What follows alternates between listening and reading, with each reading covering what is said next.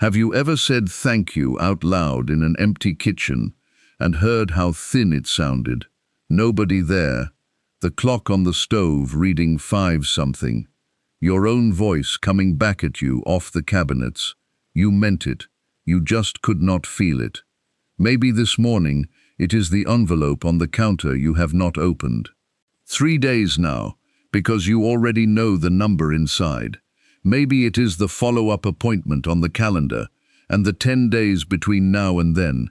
Maybe it is the interview you were sure about and the email that never came. Maybe it is your daughter's name at the top of a text thread with one grey bubble in it and nothing underneath. Maybe it is the pills you have been splitting since June and you have not told a soul. Maybe it is the car making that noise again and the mental math you do every time you turn the key. Maybe it is nothing you could put a name to, just the weight of being the one who holds it all together. If even one of those is you, stay with me. You did not land here by luck. Somebody woke early enough to record this. You woke early enough to hear it. And those two things met this morning, in a dark kitchen, in a country of 300 million people. I am awake with you. That is the whole offer. The next hour is not going to fix your bank account. I will not lie to you about that. But there is something a person can do while she is still waiting. It is not pretending, and it is not giving up. There is a third thing. Stay with me, and I will show you what it is. Before anything else, do 3 things with me. Let your eyes close, not for long, just let them. Now let your chin drop 1/2 inch, not your whole head, 1/2 inch, like you are quietly agreeing with something. And now breathe out the one you have been holding, the one you took in when you first sat down and never let back out. Let it go, all the way out. There. That is the first honest thing that has happened in this house today. Outside, it is already starting. In a little while, the shadows will run all the way across your yard, long and thin, out to the fence line, and then they will start getting shorter. They do that every single morning, whether anybody watches or not. Nobody asks them to. Nobody thanks them for it. The sun is not up yet. The yard already knows it is coming. Here is what the book says. Psalm 100 verse 4. Enter into his gates with thanksgiving, and into his courts with praise. Be thankful unto him, and bless his name. Hear what that actually says. Thanksgiving is not what you bring out once you are safely inside. It is how the gate opens. You do not thank him because the thing worked out. You thank him, and that is the door. Hold on to that. In about 40 minutes you are going to need it, and I will tell you why. Let me tell you what the next hour holds, so you are not guessing. First, I am going to tell you about a group of people who ate breakfast for 40 years and never once owned a pantry. Then, I am going to say something to you about waiting that you may not want to hear at first. Then, we come down into your actual house. Then, the counter, the calendar, the phone, and then we pray. 5 times, out loud, over 5 things. Over what you owe, over your body, over the people at your table and the ones who should be at it, over the door that has not opened, and last, over the next 16 hours of this day. Stay to the end for that last one. That one is for the part of today you are already dreading. You know the part I mean. You thought about it before your feet hit the floor. We will get there. First, the desert. There are 2 kinds of thank you. There is the one you say after. The test results come back clean, and you sit down on the edge of the tub and say thank you, thank you, thank you, and you mean every syllable of it. That one costs you nothing. That one is a receipt. And there is the other one. The one you say at 5 in the morning with the envelope still sealed on the counter. Nothing settled. No news coming today either. That one costs you something. That one is an offering. Almost nobody teaches you how to make the second kind. So let me take you out to the place where a whole nation had to learn it. Picture a camp in the desert. Not a town, a camp. Tents, ash pits, animals, children. Close to 1 million people by the old count, and no fields anywhere, no market, no mill. They walked out of Egypt with bread they had made in a hurry, and it is gone now. It has been about 6 weeks. Hunger in a crowd that size does not sound like one stomach growling. It sounds like an argument. And that is what it turned into. Exodus 16. They stood in front of Moses and said they should have died back in Egypt. At least there was meat there. At least there were pots on a fire. Understand what they were really saying.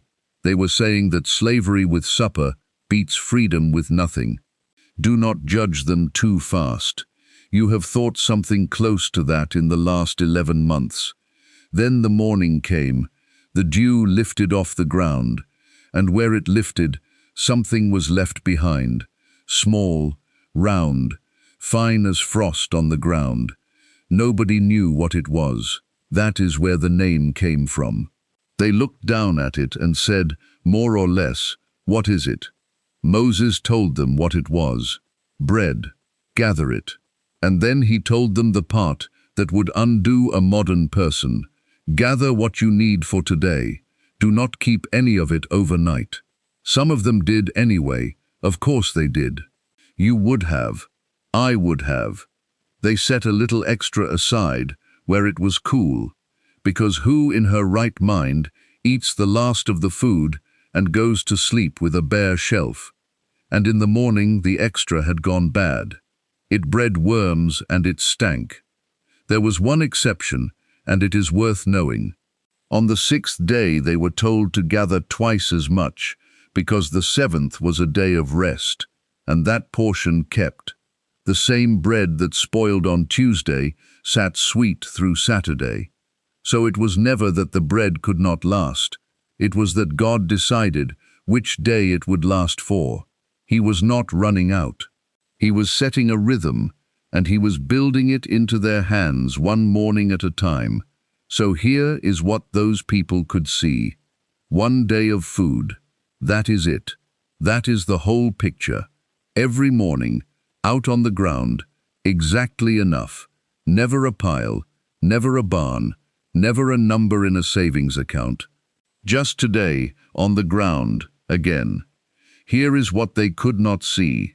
40 years of it. 40 years, 14,000 mornings. Their children were born into it, and grew up into it, and learned to walk on ground that had bread on it.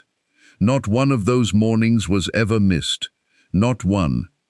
Not in a fight, not in a drought, not on a morning after they had said something bitter about God the night before.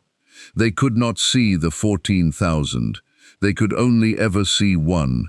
And that is what it cost them to wait. Not one grand act of faith. 14,000 small ones. Getting up. Going out. Bending down. Trusting a ground that had never once failed them, and never once let them get comfortable either. Years later, Moses told them why. He said God let them be hungry, and then fed them with a thing they had never seen before, so they would learn that man does not live by bread only. Deuteronomy 8, verse 3. The manna was never really about food. It was about who those people would be at the end of 40 years of receiving. And then, a very long time after that, a man stood in front of a crowd that had just been fed on a hillside.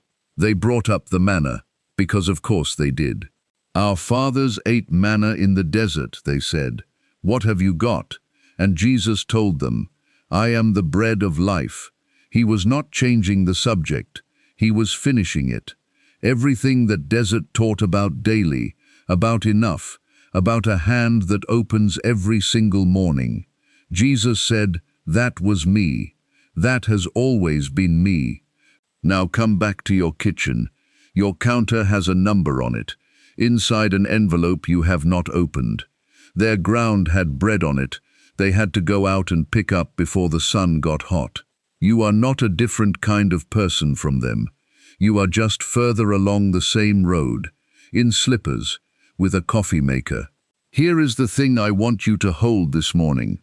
Every one of those people who thanked God at breakfast was thanking Him before lunch existed, before dinner existed, before tomorrow's ground had one thing on it.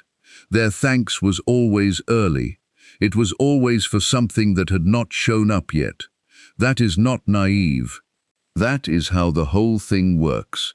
Jesus did it too. He took 5 loaves in His hands in front of 5,000 hungry people, and He gave thanks first, before it multiplied, before one person had eaten anything. He said thank you over an amount that was not enough, and it became enough in His hands after the thanks. Not before. I know what you are going to say to me now. Let me say it for you, and then let me answer it. Here is what I have for you this morning. I am going to say it plainly first, and then I am going to let you fight me on it. Delay is often protection, wearing the coat of disappointment. That is the whole thing. Say it over once, slowly, if you need to. The waiting you are in may not be neglect. It may be care you cannot recognize yet, because it turned up in clothes you hate. Now, I know what you are thinking. You are thinking, that is a very tidy sentence for a man with a microphone. You are thinking, easy to call it protection when it is not your mortgage. Easy to call it timing when you are not the one splitting a prescription in half at the kitchen table on the 15th of the month. You are thinking about 11 months of this, about a specific day, a specific phone call, a specific door that shut, and there was nothing protective about it. It just hurt. It is still hurting at 5 in the morning, which is exactly why you are awake. And you are thinking, do not hand me a slogan. Good. Do not take one. I would not want you to. So let me be honest with you. This is the part most recordings like this one will not say. Not every delay is protection. Some things are simply loss. Some doors close because people are cruel, or because a body wears out, or because the world is broken in a way nobody is going to explain to you this side of glory. If somebody tells you every hard thing in your life was a gift in disguise, that person has not lived long enough. Scripture does not say that. Scripture says, His thoughts are not our thoughts, and His ways are not our ways. Isaiah 55. That is not a promise that every closed door was a rescue. It is a plain statement that you are not being shown the whole map. So here is what I am actually asking of you. Not that you call the hard thing good, only that you stop assuming the opposite by default, because that is what you have been doing. Somewhere in the last 11 months, you started treating silence as a verdict. Nothing came, so nothing is coming. He did not answer, so he did not hear. That is a conclusion you reached in the dark. You have been living under it, like it was proven. It is not proven. It is a guess. It is the worst available guess, and you have been paying rent on it every single morning since. Let me give you a picture. If you have ever made bread, you know there is a fast way and a slow way. The fast way is warmth. You set the bowl near the stove, you cover it, and in an hour it is up, big, puffy, ready. The slow way is cold. You mix it at night. You put it in the coldest corner of the kitchen or in the back of the refrigerator, and you go to bed.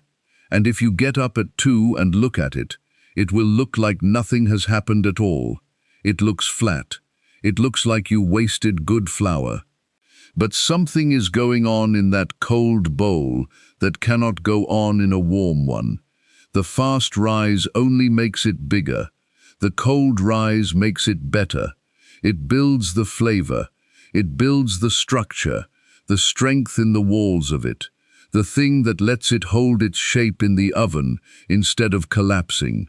Bakers do not put dough in the cold because they forgot about it.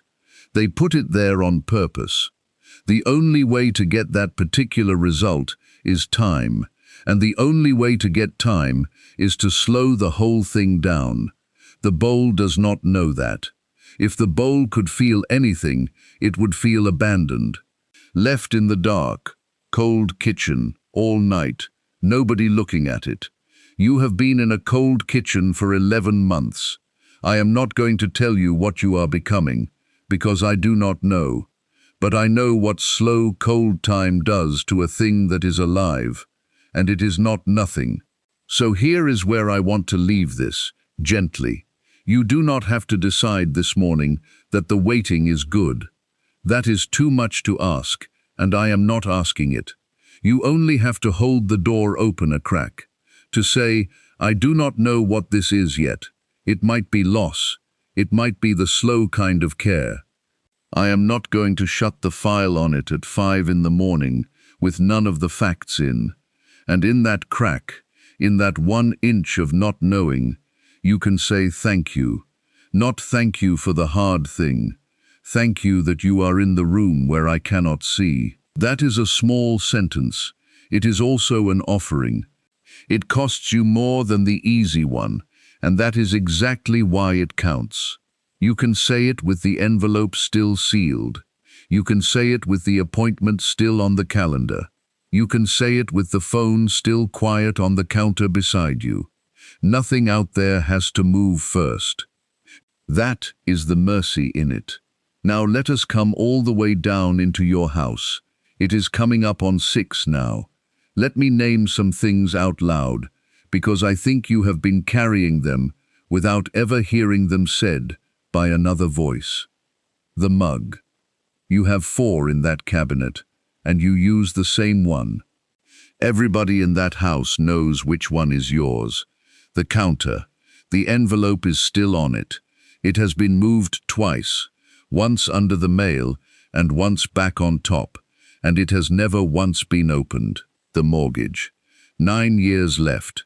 You know the exact month it ends, and you have done the arithmetic on how old you will be.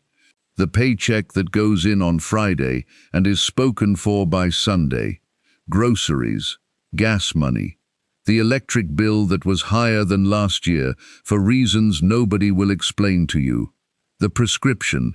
30 days of pills that you have been making last 38. You have not told your daughter. You have not told the pharmacy. You have not told your doctor, and there is a follow-up appointment sitting on that calendar that you have thought about moving. The phone. Face down right now because I asked you to put it that way, but you know what is on it. You know how long it has been since the last real conversation, not the thumbs up on a photo. Weeks. You could tell me the number of weeks. The chair. There is a chair in that house that nobody sits in anymore. You still keep it clear. You do not put the laundry on it. You never made a decision about that, and you have kept it anyway. The interview. You updated that resume 4 times. You put on the good jacket. You drove there early and sat in the parking lot doing breathing exercises, and then nothing, for 6 weeks, and then a form email. The thing from 11 months ago that you have never said out loud in full to anybody, including on this recording, including right now. I am not naming these to make it heavier. I am naming them because Thanksgiving that will not go near the real furniture of your life is not worth anything. You cannot thank God in a nice, quiet room where none of that exists. That room does not exist. You have to do it in the kitchen with the envelope on the counter, which brings me to a jail cell, Philippi. A Roman colony in Macedonia. 2 men named Paul and Silas had been dragged into the marketplace by a mob because they had cost some men their income. No trial worth the name. The magistrates had their clothes torn off them and had them beaten with rods in front of the crowd, and then handed them to the jailer with orders to keep them secure. So he did the thorough thing. He did not just put them in the prison, he put them in the inner prison, the room with no window, and he fastened their feet in the stocks. Picture the actual position. Wooden beam, ankles spread apart and locked. You cannot lie down properly. You cannot turn over. Your back has just been opened up with rods, and there is nothing clean anywhere, and no doctor coming, and no one is going to bring water. That is where they are at midnight. Acts 16. And here is the line that has kept people alive for 2,000 years. At midnight Paul and Silas prayed and sang praises unto God. Sang out loud, in the dark, with their feet locked in wood. Now understand what they did not have.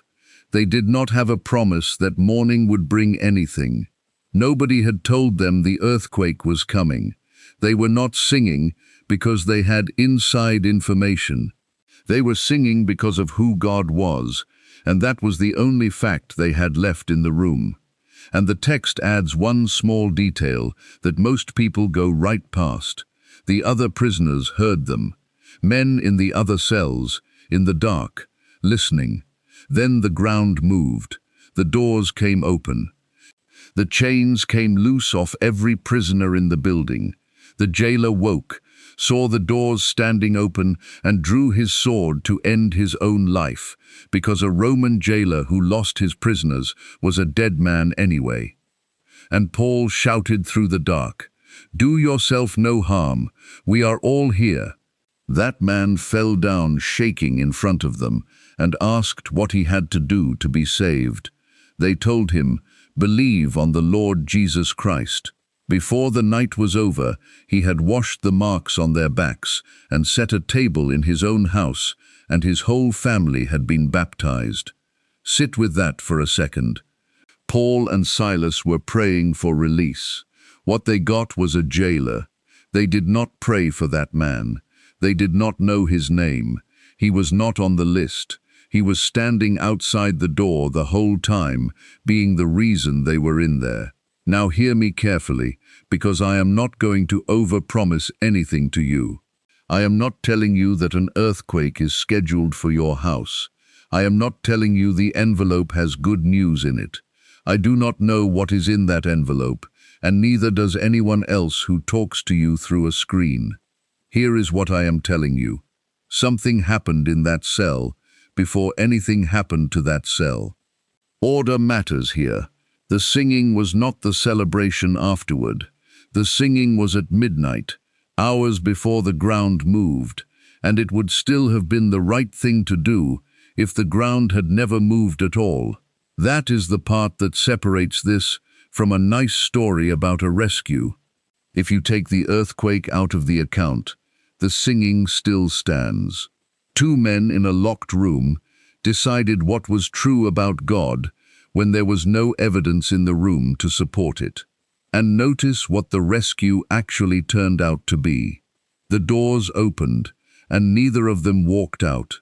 They stayed. The thing they had been praying for arrived, and it turned out not to be the point of the night. Two men decided that midnight was not going to be the last word on who God is.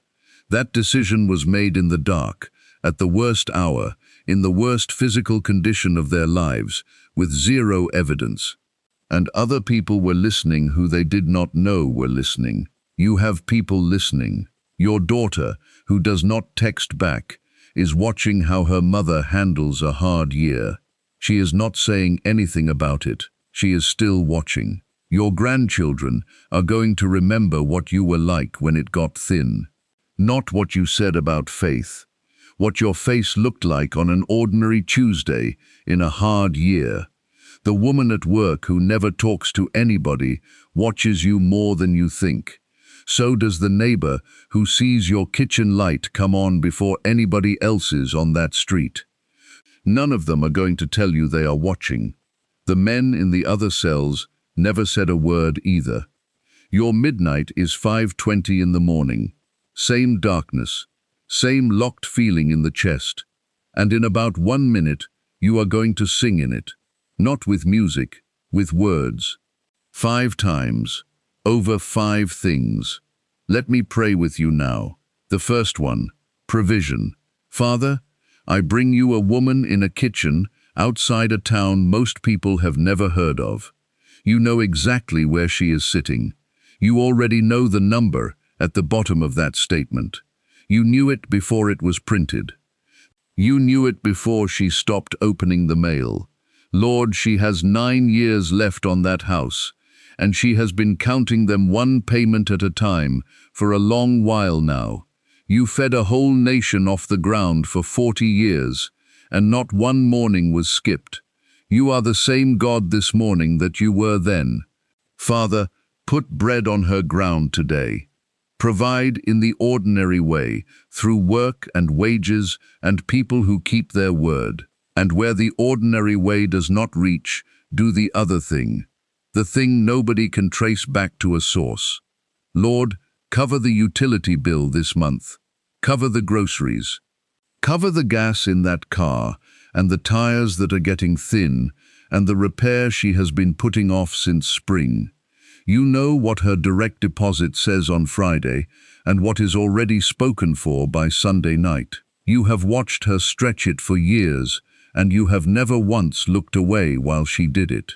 Father, I ask that you would take the arithmetic off her, the way it has been sitting on her. She has been doing sums in her head in the dark, and that is not rest, and you did not ask her to keep the books for both of you. Give her the steadiness to open that envelope, not because the number will be kind, because she was not made to live beside a sealed thing that scares her. And if that is you this morning, hear me. God is not startled by your number. He has been holding your household together through months you did not think you would get through, and He did not need your permission to do it. Jesus fed 5,000 people from a boy's lunch, and He gave thanks over it before it was enough. Father, teach her that kind of thanks, the early kind, the kind that costs. Your provision has never once arrived late. The second one, her body. Father, you made this body. You know what it is doing. You know the knee that talks to her on the stairs. You know the shoulder that wakes her at 3. You know that she has been splitting a prescription in half since June because the copay went up and the deductible has not been met. You know the follow-up appointment on the calendar and how many times her eyes have gone to that square. Lord, I ask you for strength in her frame today, for the parts that carry her, for sleep that actually holds tonight. Father, give her the plain courage to make the calls she has been putting off. Let her keep the appointment. Let her tell somebody the truth about the pills. Put the right people in front of her and give steady hands and clear minds to everyone who cares for her. And where medicine reaches its edge, be there in the room past the edge. Father, she has been getting old in a way nobody prepared her for. Things that used to be nothing take a whole afternoon now. She does not complain about it to anybody, and she has quietly decided that saying it out loud would make her a burden. Take that idea away from her, Lord. She is not a burden. She has been the one holding the burden for other people since she was young. Give her a good hour today with no pain in it. Give her one flight of stairs that does not cost anything. Let her eat something warm, sitting down, without doing 3 other things at the same time. Jesus put His hands on people. He touched the ones nobody else would touch. He never once told anybody their body was a punishment. If that is you this morning, hear me. Your body is not a failure. It is a thing that has carried a great deal for a long time. Do not carry the fear of it alone, in a kitchen at 5 in the morning. He is nearer to your body than your body is to you. The third one, her people. Father, you know the chair in that house that nobody sits in. You know her daughter. You know her by name. And you know what has been said and what has never been said between them. You know the grandchildren who are growing fast in another state and the birthdays that arrive by mail now. Lord, you know the marriage that went quiet, or the house that went quiet when the marriage ended, and which of those it is. Father, hold her people this morning wherever they are waking up. Where there is distance, close it. Where there is a hard thing between them, soften the one who can move first, whichever one that is. Give her one small good thing today with a person she loves, a call, a message with a real sentence in it, a voice. Father, there is a holiday coming that she has already started thinking about, and she has already counted the seats. You know which one will be empty. Go ahead of that day. Lord, guard the people she is not allowed to protect anymore, the grown ones, the ones who make their own decisions now, some of them bad ones, and all she can do is watch and pray and keep the porch light on. Be the parent to them that she cannot be from this distance. Put someone kind in front of each of them today, in a place she will never see and never hear about. And Father, keep her from turning her worry into a second job. She has been working that shift for 11 months without pay. Jesus stood in front of a father whose daughter was dying and did not tell him to calm down. He went with him to the house. And if that is you this morning, hear me. Loving somebody who has gone quiet is not a wasted thing. Your prayers for that person have been going somewhere the whole time. He has never lost track of one of yours. The fourth one, the thing this morning is really about. Father, teach her to thank you early, not after, not once it is settled. Now, in the dark, with the envelope still shut and the appointment still 10 days out and the phone still silent on the counter. Lord, you know she has been treating your silence as a verdict. Take that from her. It was a guess made in a hard season, and it has been charging her interest every morning since. Father, let her say thank you today over an amount that is not enough, over a day that has not started well, over 11 months she cannot explain. Enter into his gates with thanksgiving and into his courts with praise. Let that be the door for her this morning. Where she cannot feel it yet, let her say it anyway, and let the feeling come later, or not at all. Father, give her 3 things to thank you for before she leaves that kitchen. Small ones, the coffee, the roof. The fact that she woke up at all, which is not a small thing, and has never been guaranteed to anybody. Lord, you have caught prayers she does not know you caught. There are things that never touched her life because you stopped them at the door, and she will not find out about a single one of them on this side. Let her stop keeping score with you. She has been tallying the unanswered ones like a ledger, and the other column has been running the whole time where she cannot see it. Jesus gave thanks at a table on the worst night of his life, holding bread, knowing exactly what was coming. If that is you this morning, hear me. Thanks given in the dark counts more, not less. He receives it before you are anywhere near ready to mean it. The fifth one, the next 16 hours. Father, this is the part she has been bracing for since before her feet hit the floor. You know what is on today. The shift, the drive, the conversation she is not looking forward to, the stretch of the afternoon when it gets quiet and it all comes back. Lord, go into those hours before she does. Be in the car, be in the parking lot, be at the counter where somebody is short with her and she absorbs it and says nothing. Be at 6 o'clock this evening when the house empties out of sound and she is alone with it again. Lord, there is a moment coming today that she has not thought of yet. Something small that is going to land harder than it should. Be there for that one especially, because those are the ones that take her down. Father, keep her from saying the thing she will regret.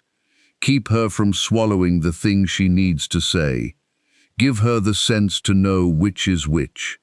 Let her be kind to herself. In the middle of the afternoon, let her not measure this whole day by the worst 10 minutes of it. And Lord, at the end of it, when the dishes are done and the porch light goes off, remind her that she got through another one. That is not nothing. That is 11 months of not nothing. Father, do not let her get to 8 tonight with nothing in her hands. Give her one thing today she can point at and say, that was him. And when she lies down, let her lie down in peace. Jesus said, his yoke is easy and his burden is light, and he said it to people who worked with their hands. If that is you this morning, hear me. You are not walking into today by yourself. The hours ahead of you already have him in them. Father, hold every one of these things in the name of Jesus. Now stay right where you are. There is one more part, and it is not me talking. If the Father could sit down on the edge of that bed this morning, Scripture already tells us what he would say. Hear it in his words. I see you. I see the kitchen. I see the one earbud, because you left the other ear open in case somebody needs you. You have been doing that for years. I see the mug in both your hands. I know why it is that one. I have counted the hairs on your head, and I did not stop counting after the ones that turned. I have kept the number of the nights you did not sleep. Not one of them was lost. I was there when you woke at 4 and lay still so nobody would hear you moving. I was there when you carried the envelope from the mail to the counter and set it down and walked away. I was there in that parking lot before the interview when you looked at yourself in the mirror and decided you were going to be fine. I was there 11 months ago, in the moment you have never described out loud, and I did not look away from it. I was there when you stood at the sink and washed a plate that was already clean. I was there in the church parking lot, the Sunday you sat in the car and did not go in. I was there. You thought you were alone in that. You were not alone in that. You have gone 11 months believing that nobody knows the whole of it. Somebody knows the whole of it. I have known it from the first hour. I know what it cost you. I know that you have been the strong one in that family for so long that nobody thinks to ask how you are. I know you would rather it stayed that way. I know you have been splitting what you have so that it goes further. Your food, your money, your rest, yourself. You have been giving out of an amount that was not enough, and I saw every time you did it, and none of it went unrecorded. I know that you have prayed and heard nothing come back, and that you began to wonder whether the problem was you. I know how much of your life has gone to other people. The years of it, the meals, the driving, the phone calls, the sitting up. You did that mostly unthanked. I am not unaware of that. I keep a different set of books than the one you have been keeping. Hear me, the problem was never you. I have loved you with an everlasting love. That is not a feeling I arrived at recently. It is older than the house you live in, and older than the ground it stands on. I have not left. I said I would never leave you, and I would not forsake you, and I have not broken my word to anyone yet. I do not go quiet, because I am finished with you. I have been in every room you have been in this year. I was in the waiting room. I was in the car. I was at the kitchen table at 2 in the morning when you did the sums again. Where you felt nothing, I was still there. Feeling me was never the requirement. I am not far off from you. I am nearer than the breath you just took. Here is what I am doing where you cannot see. I am keeping what you have handed me. Every prayer you thought fell short of the ceiling is in my hands. Not one of them went missing. Nothing you have given me is wasted. Not the years. Not the caring for people who did not thank you. Not the 11 months. I do not throw away seasons. I do not lose track of what happens in the dark. The ground was full of bread every morning, in a place where nothing grew, and no one saw it coming the night before. I am not going to tell you what I am building. You would only try to manage it, but I am not idle, and I have never been idle where you are concerned. I am working in you while you wait. I told you long ago that my thoughts are not your thoughts, and my ways are not your ways. That is not distance. That is depth you cannot see the bottom of yet. I will not tell you today what tomorrow holds.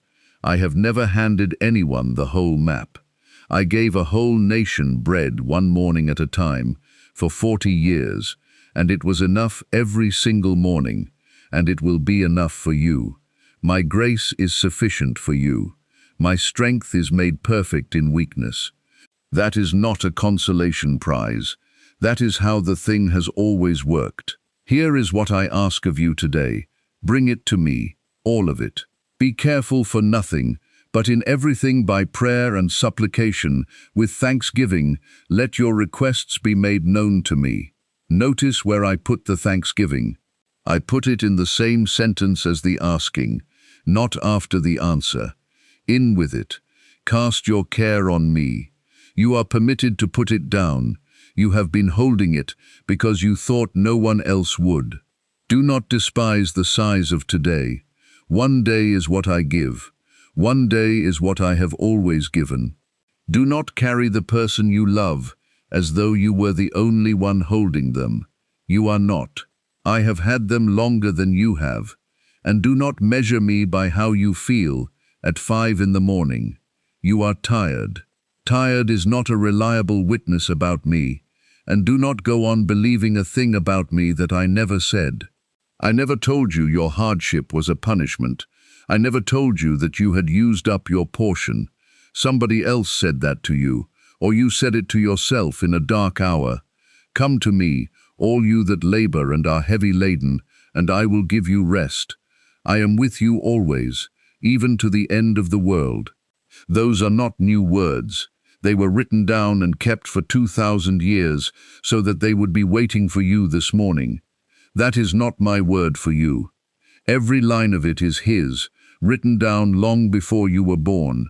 Now say some of it back, out loud, in your own mouth, before the sun comes all the way up. Say these with me. I am not alone in this kitchen. God sees me. He has counted the nights I did not sleep. He knows the number of the hairs on my head. Matthew 10 says so. Then He knows the rest of it too. I am awake, and I am not the only one awake. I refuse to call His silence a verdict. I refuse to decide the ending from the middle. I am loved with an everlasting love. Jeremiah 31 says so. That love is older than this year, and it will outlast this year. I declare that God has not left me.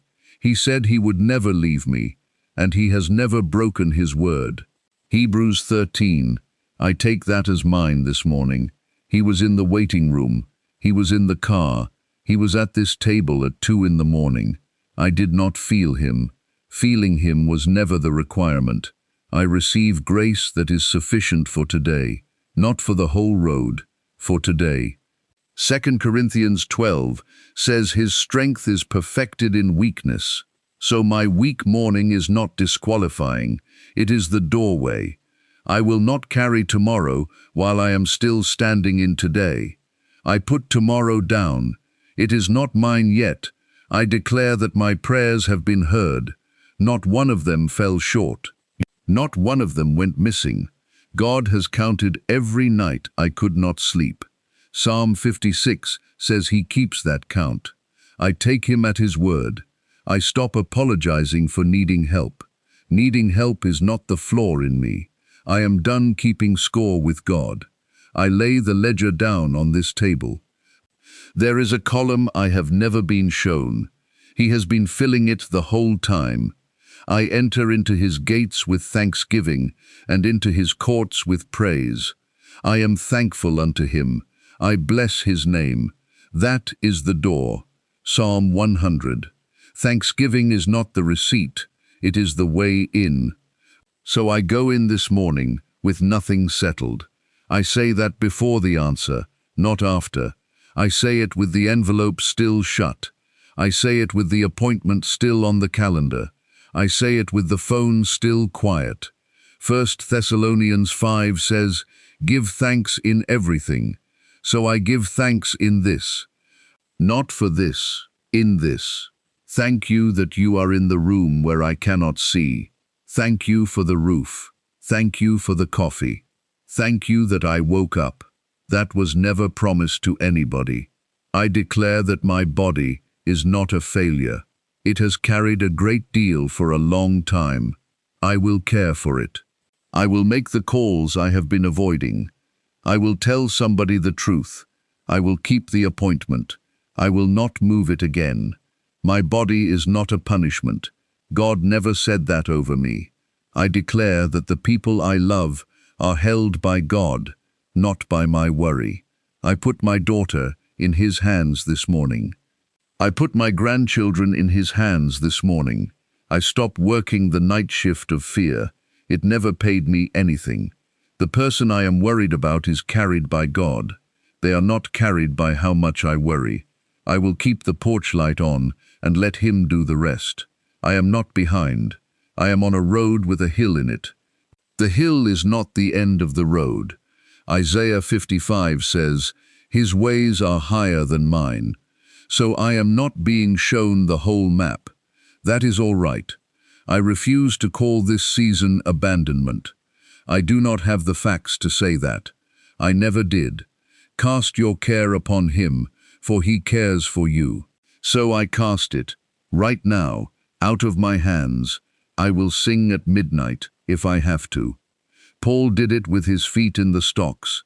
I can do it in a kitchen. Jesus gave thanks over bread that was not enough. Then it was enough. I will start there. Somebody is listening who has not told me they are listening. Let them hear a woman who still blesses His name. I receive my portion for today, only today. Tomorrow will have its own bread on the ground. I am the woman who thanks God early. That is who I am becoming. Whatever else happens today, not the woman who waits for proof before she blesses His name. The other one. The early one. Jesus is with me in the next 16 hours. He goes into them before I do. Jesus said He would be with me to the end of the world. That includes this ordinary morning, in this ordinary kitchen. I will not walk into this day by myself. I will not measure this whole day by its worst 10 minutes. I will be kind to myself this afternoon. I declare that this house is under His covering. Every room, every person who sleeps here. I declare that what I owe is a number. What I am is not a number. I declare that today has Him in it already. He is standing in the hours I have been dreading.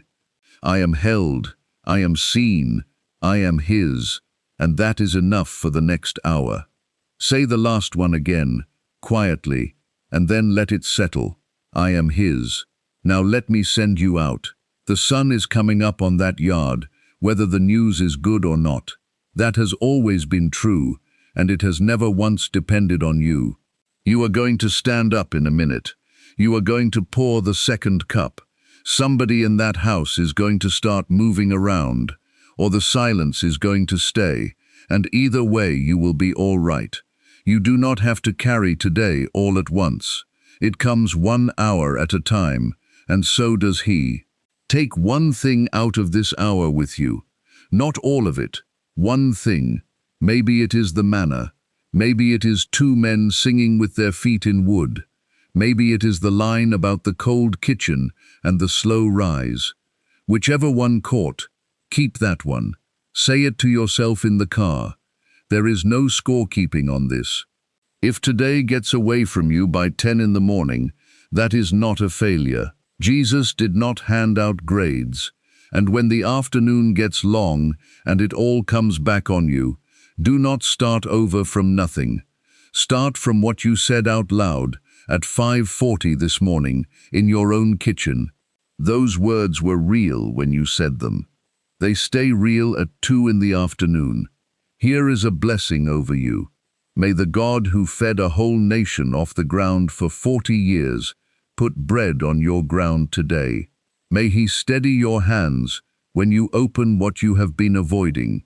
May he give your body an hour of ease and your mind an hour of quiet. May he hold the people you love in the places you cannot reach. May he put one good thing in this day that you can point at tonight. May he go into the hours you are dreading and be standing in them when you arrive. May he teach you to say thank you before you have any reason to. May Jesus stand between you and the worst of this day, and may he keep you all the way to the end of this day and lay you down in peace. In Jesus' name, Amen. Before you go, type the first name of the person you are carrying today. Just the name, nothing else. Somebody is going to scroll past it and pray for them, and you will never know who. That is how this works. You do not have to explain. You do not have to say what is wrong with them. A name is a whole prayer when God is the one hearing it. And before you close this, take a minute and go through the names other people left. Pick one. Pray one sentence over a stranger. It takes 10 seconds, and it is the closest thing to a church parking lot that a phone can give you. Somebody did that for you this morning. You will never find out who. And if you want tomorrow to start like this one did, tap subscribe and turn on the bell. I will be here before the sun is. Tomorrow is about beginning the week under his leading. Tomorrow is for the decisions you cannot see around. The one you keep putting off. The one you have talked yourself into and out of 4 times. Israel stood at the edge of the water with no way across. Peter got out of a boat in the dark. Both of those are tomorrow morning. Come back for that one. It will pray over the road before you walk it. Now go on. Pour the second cup. The light is already on the yard.